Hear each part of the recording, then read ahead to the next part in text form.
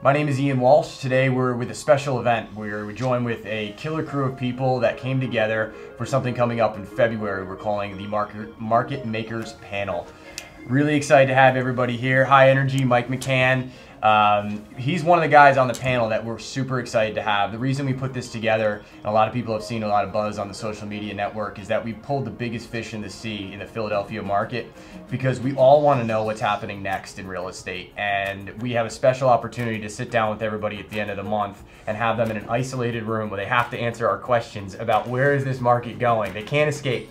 So some people will be invited to it. We're going to invite as many people as we can at the Divine Lorraine that can hold it. Unfortunately, some won't, but we'll get a lot of video coverage for others. But today, and individually through the panelists, we're going to sit down with them prior to and go over some questions that we have ahead of time that maybe can give people some insight into the individuals. So with me today are some other massive players that a lot of people watching this will know, but also I'm going to introduce Mike last because most of you already know who he is, but I have George Beatty with PA Off Market. George What's up, guys? Probably your largest wholesaler in the entire city. If you don't know him, you probably know his company and you didn't know him. But if you don't follow George on Facebook, I'd change that because he is severely entertaining. Just follow George on Facebook. We also have Gaurav Gambhir, TCS Management, Keller Williams Center City. Gaurav is, we were just talking beforehand between Mike and Gaurav. You guys share a similar work ethic.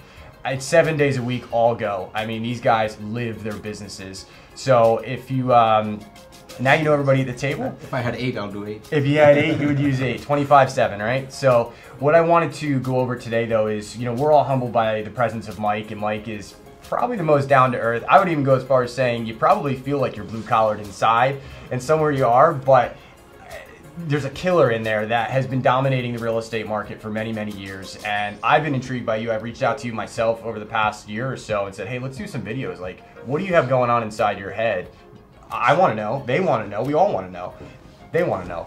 So we have some questions we'd like to individually ask you and just kind of talk. There's nothing that you can't say or can say, whatever you'd like to chat about, but it's open panel. Bring your energy that you naturally have to the table. And let me start with a few easy things that, something we talked about prior, Mike, and we just talked about. Okay, let's go. So there was a video. I mean, let's put it this way. You're the #1 agent for Berkshire Hathaway in the country. Not number 2, not number 3, #1. So you sell a few houses. When I say a few, what, 800 last year in change? Yeah, 795. 795 houses. So you've done a lot of transactions. That's a lot of open houses. Yes. Right? At one of these open houses, there was an event that occurred, and I'm intrigued by social media marketing. And this actually wasn't done for social media marketing, but somebody went into one of your houses. There was a nanny cam on one of the dressers, and they stole from that cam. And you said, this is crazy, somebody shouldn't do this. You posted it online. Next thing you know, we have 500,000 views on one video. Do you know how much it would cost me to get 500,000 views? Right, that's a good point. I didn't do it for marketing. I know you didn't. I know you did. You're like, I don't know. I want to catch that person. How dare they do that in my house? And that's why you did it, right? Yes. You put it up. I remember you saying, "Who is this person?" I think they found him. I got notifications. I dropped a note off at the person's house. So we did find a person. Cops wouldn't do anything. Yeah. But I dropped off a nice little letter to their house. Doing your client right. Yeah. A handwritten note. So I thought, actually typed. No, it was typed. Typed up. Okay. It hasn't happened since. Hasn't happened. So Mike's not only a killer salesman in real estate, but he's also fighting crime. The Batman of real estate. The Batman of real estate. And that is social media. And it's funny, just to jump in, you know, for years in 7, 8, 9, people are like, you got to get on social media. I'm like, not another thing, not this, you know, Facebook or whatever, not another thing, not another thing. And then about 2010, I thought, okay, I have to do it. You know, I have to stay up, you know, be current. And I got on Facebook. So I had a lot of friends. I posted this, they sent it to me, I posted it. It went out, people like, I know them.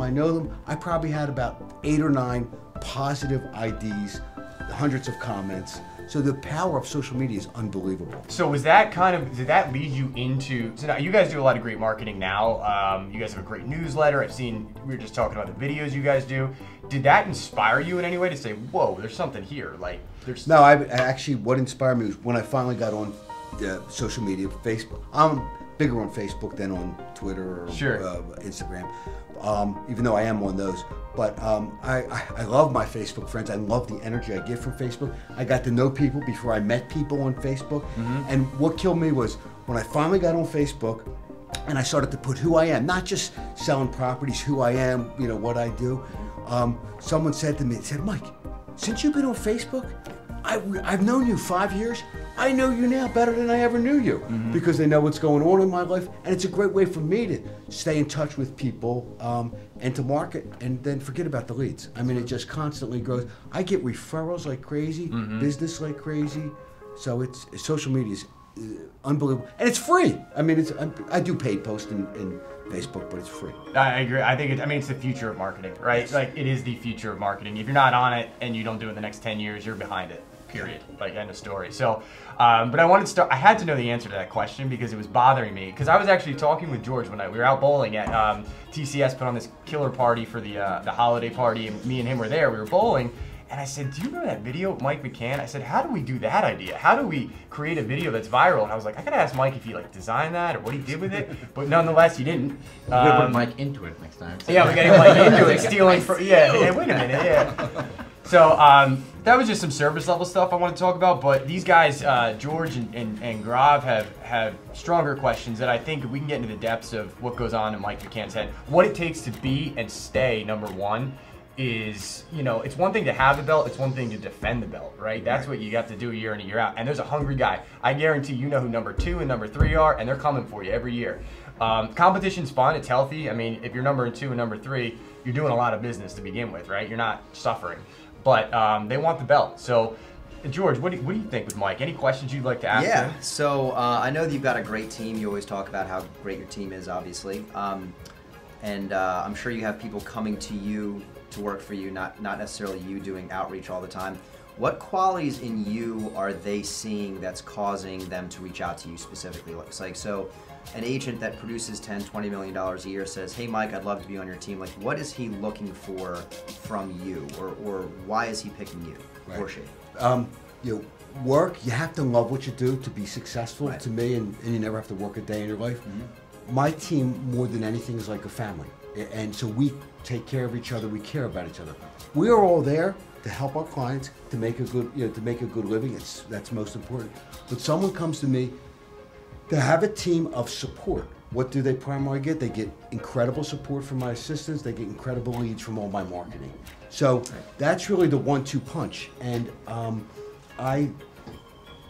that's what, if you came work for me tomorrow, you would have incredible amount of leads, incredible support system, and incredible marketing. And then because of my branding of 30 years, it opens up doors and you get a lot of business. So that's really, so they come to me for business, but also because to me, 1 and 1 is 3.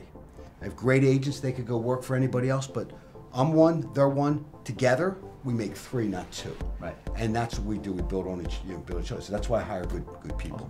More than just leads. It's more than just leads. Yeah. It's family first is our motto.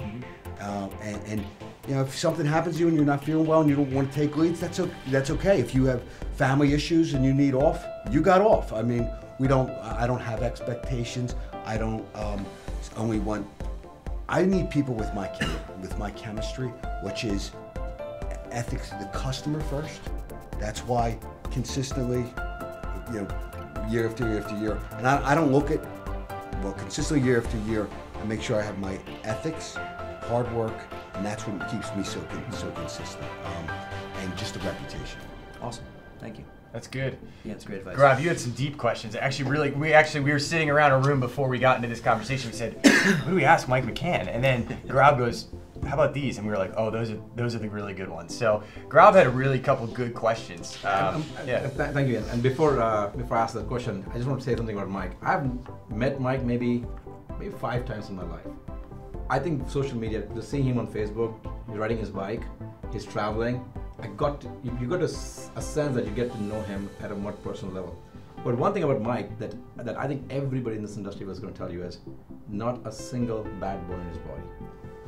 We have friendly competition in the city, is number 1, but every agent in the city, from every brokerage company, looks up to him as a fatherly figure. As somebody who's going to teach you, who's going to lead you, who's going to guide you. He can reach out to you for. You can reach out to him for help.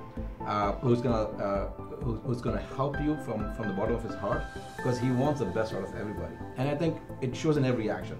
Somebody I met the other day said, you can text Mike even if you don't know him in the middle of the night, and if he's awake, he will surely respond back to you, even if it's for a showing that he doesn't have any idea about from his, somebody else manages the showing instructions. He'll respond back to you. I'll get back to you. And that kind of connectivity that you give to people is commendable at your level for sure. I try to carry 2 phones. I can't keep up, and I don't know how you do it.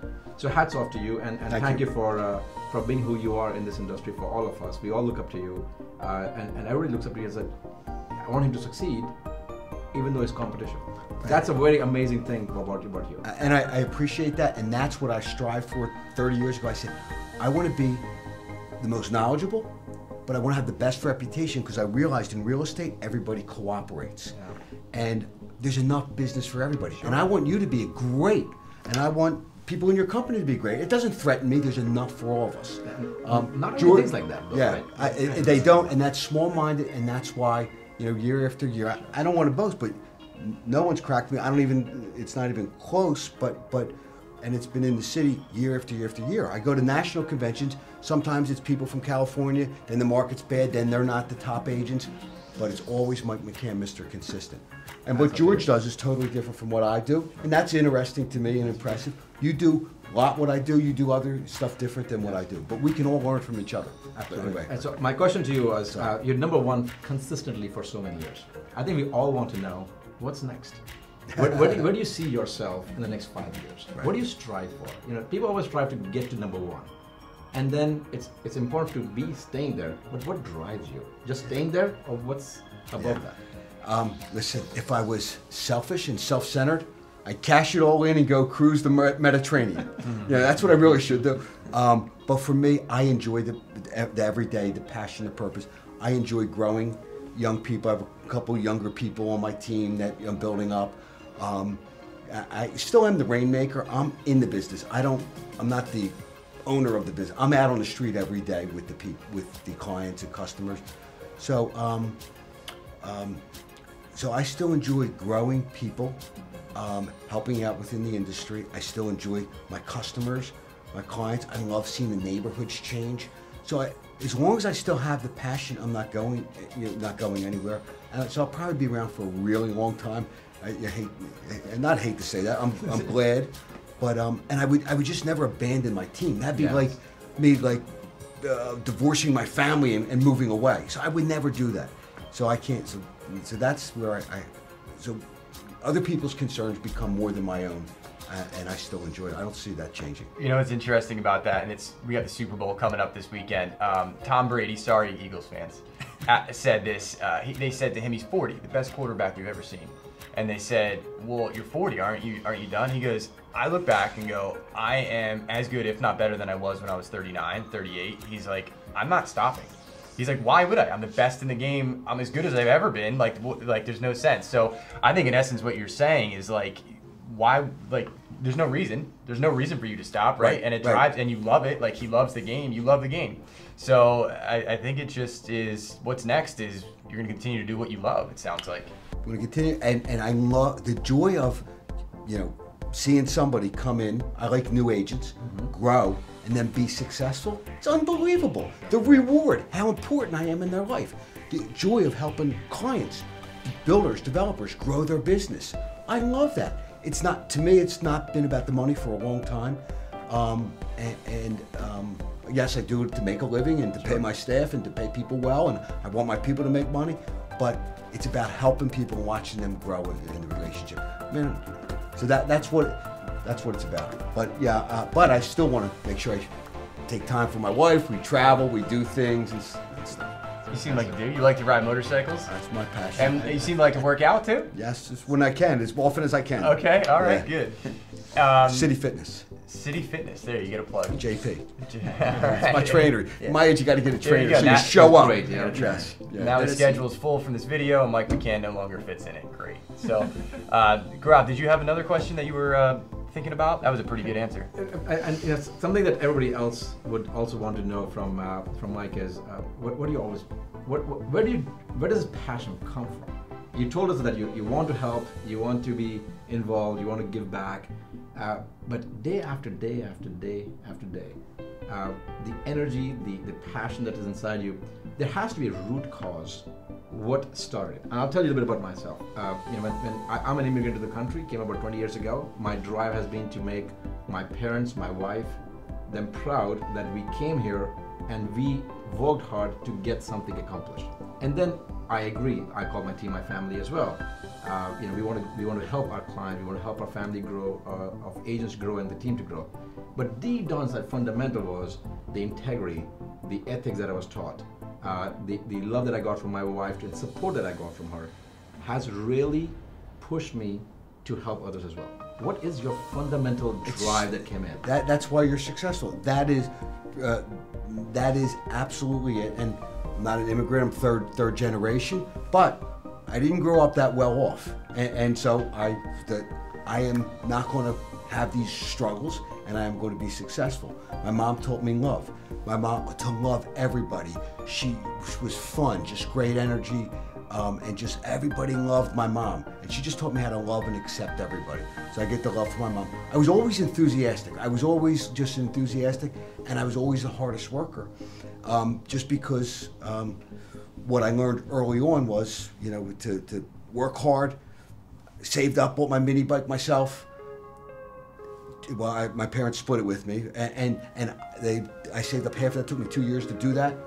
I took care of that mini bike. I drove it better than anybody. So what I'm saying is to have that work ethic and to grow and to build and to make my generation, my kids do better than what I did. You have great energy, Mike. Yeah. And we all admire it a lot. It's the same every time I talk to him. I'm like, this isn't a show. This is off camera, on camera. This is. I drive people crazy. Oh, one thing I must say. Marry well. The key to success is marry well. No, because my wife allows me to succeed. I mean, she said, you have to be home at 6 o'clock for dinner every night. It wouldn't have worked. But there's other things that she gets, and so you have a good partner. Sure. And as we always say, she helped me early develop my systems. I'm sales, she's details. So, and my, the minister who married us said, I have it perfect. He said, Mike, you're a helium balloon. He said, you're floating all around. She's a string. She's kind of down here. She's very smart. But if the string's attached to the helium balloon's not going to take off, and the helium balloon's going to keep the string from laying on the ground. So this is you two. And that's great. Is that great? Because I'm like, yeah. She's like, hold on, let me think about this. So that did allow me to succeed. You can only fly as far as she allows you to go. Yeah, that's true too. She gives me what I need, without question. That's truly the McCann team. It is the McCann team. Behind every successible man is a woman, and it's so true. Yes, and I don't have to work like I can. She pays my bill. It's a great bookkeeper. She supports me incredible, and it allows me to do what I do best, which is meet people, love people, help people, develop things, stuff like that. One more thing that Mike shared, I don't know if everybody else knows, if I may share, I saw him 2 days ago at an event, and my wife was there as well. We were talking about things, and he said, I've always been surrounded by women, my sisters and my mom around with me, and he says, that just made me who I am. I couldn't be, if there were other guys around at that time growing up, you could be more aggressive, playing in a different way. He says, but I was surrounded by women, so I had to be compassionate throughout, and that's what they taught me love and compassion. My mom and 3 sisters, yes. And I was a prince. I was always taken care of. Anyway. Perfect. So, guys, I think that every time I sit down with you, I learn something new, and I'll probably pester you for more videos because every time I think of something, I'm like, I gotta write this down and ask Mike McCann in another video. So, at some point, I'm sure we'll sit down again. Did anybody have any parting words they'd like to leave with everybody? I do want to say one thing is. And I'm sure you guys, because you're all successful now, it's just being consistent. Like I am organized by tonight, I'll be organized for tomorrow. And I have my certain patterns of certain things that I do. And it sounds boring, but just being consistent and knowing what being prepared for the next day. It's just so important. And I'm very consistent in what I do. And I don't say I want to be number one. I could care less. What my biggest competition is myself. Like I am the nicest guy, but I am the most competitive. I'm going to do anything to get this property sold, and I'm going to, anything. I'm going to work on and becoming most educated in your business and really knowing what you're doing, growing yourself, not just getting your license or not, just learning other things, buy seminars and buy stuff really helps you grow. So continue to educate yourself. Thank you. Off of that, when you say I have certain patterns that I adhere to at night, like what specifically do you mean? It's silly stuff. Alan Dom told me. This stuff works. Alan Dom said to me when I took a training class from Temple with him, like, put your clothes out the night before. It's fantastic. I always put my clothes out the night before. So I wake up and I take my shower. So I come, just quick example, like I come home at night, I bring my stuff in from my car, I unload it, throw the bills on my wife's desk, put my coat away, make the coffee for tomorrow, go up, get my sweatpants on, pick out my clothes. So 20 minutes, 25 minutes, nobody sees me till I come down. Then I can relax, then I relax. Then I'll hang out with my wife and then I'll eat my dinner or whatever. And then she'll go up to bed and then I'll work Facebook, emails, from 10 to midnight. But then the next day I'll wake up, I've already made the coffee, that's already, but that night I've already looked at my appointments, so I know that I have everything from the day before prepared for that next day. And then when I wake up, I have my patterns. I spend 40 minutes with my wife and we have coffee and then I, get ready and then I go. So it's just so simple things that she packs me lunch so I'm healthy. And she started packing me lunch 25 years ago, so I eat healthy. Wow. I'm not eating, I would work till 2 and then I'd be starving and I'd go eat a cheesesteak. So, I eat when I want. So I have some wraps with hummus and stuff and some water and some vegetables and stuff. So that's how I eat healthy every day.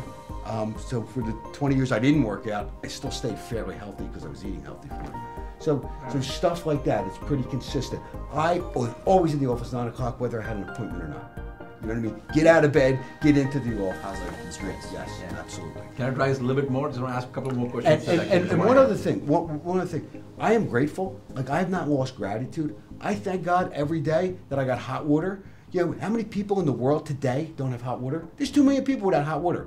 We have hot water running. Like, we're so grateful to be alive at this time, even though people say it's, horrible time. It's the greatest time in the history of the world and the greatest country in the history of the world. And I'm grateful every day for that. So, and I'm grateful that I have my health every day and my family's health. I'm sorry. No, I don't want to bring you back into business world again after you said That's that. okay. That's the question I asked. So, the biggest challenge that many of us have on a day-to-day basis is, George, I know why he asked that question is because we talk about that every day. Do you block time for phone calls? Do you block time for time management? Do you check your emails between 1 and 3 p.m.? There's so many books out there. Right. There's so many coaches out there that'll tell us this is what you do to make success. You are so successful. Look at the $20 job and $100 job, and then dedicate your time doing it. I think at some point, for me personally, it gets so overwhelming that I get engrossed on a day-to-day, just catching up, that those things don't come to mind when they need to be. Do you actually? I do have patterns, and first of all, you always do, as I touch my team, money-making activities first. There's a million static things that you have to deal with. Whether I deal with that in 10 minutes or in 2 hours or 4 hours won't make a difference. But there's a lot of leads come in. I'm going to work that first. So I used to be 9. Now it's 9:30. I always like to have an appointment at 9:30, then at 12:30, then at 3.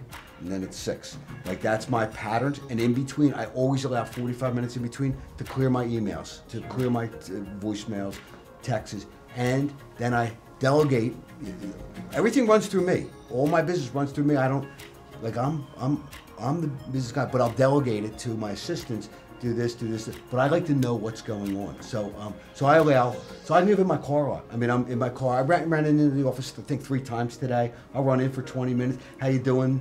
I'll pick up stuff. But so I like to have appointments morning, afternoon, evening, and I try to have at least 3 or 4 appointments a day.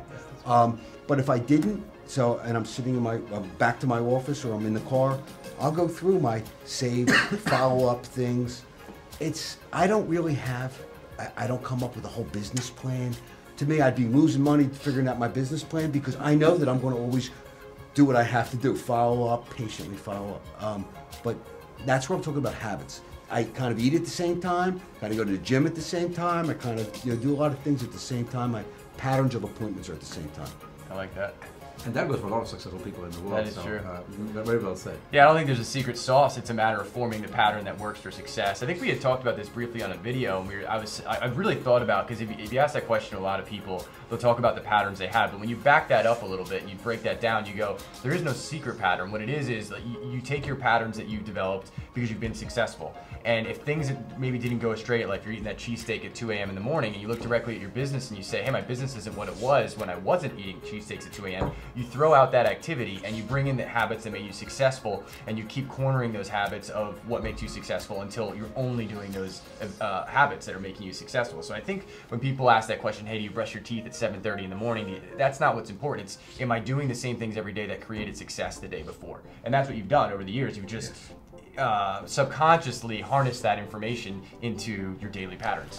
My nephew goes with me now. He's 21 and he lives in the Poconos, and I've kind of been mentoring him. He's not in real estate, but and I said, and when you come in the house, you put your keys in the same spot, you put your wallet in the same spot. Because they're always losing their keys in their wallet. You're like, you come in, you put your coat. Like, it's so simple, so you don't have to think. And if it's there, you'll successfully find your keys every time, right? Yes, exactly, because it's always there. Yep. So funny, man. Fantastic. I love it, man. Good interviews. So, guys, appreciate everybody coming on. Obviously, appreciate everybody's here's time. It's a tough schedule for everybody. Mike made himself very accessible for this. We're super excited to get him again in a room with everybody else. The event coming up. So the pleasure was mine. Honestly, thank you so much for coming in. Thank you, Mike. Mine, yeah. Thank you very much, and catch you guys in the next one. Thank you.